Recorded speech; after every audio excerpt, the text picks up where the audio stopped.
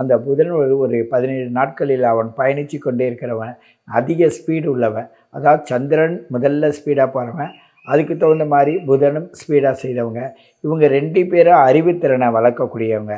சந்திரன் மனதுக்கும் புதன் அறிவுக்கும் உடையதுனால உங்களோட அறிவு அப்பப்போ மனதுக்கு ஏற்றது போல் மாறிக்கொண்டே இருக்கும்.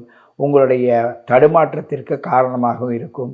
அந்த விரையாதிபதியோடைய சூழலில் கலந்து வருவதனால் உங்களுக்கு அந்த பயணம் சற்று கஷ்டமாக இருக்கும்.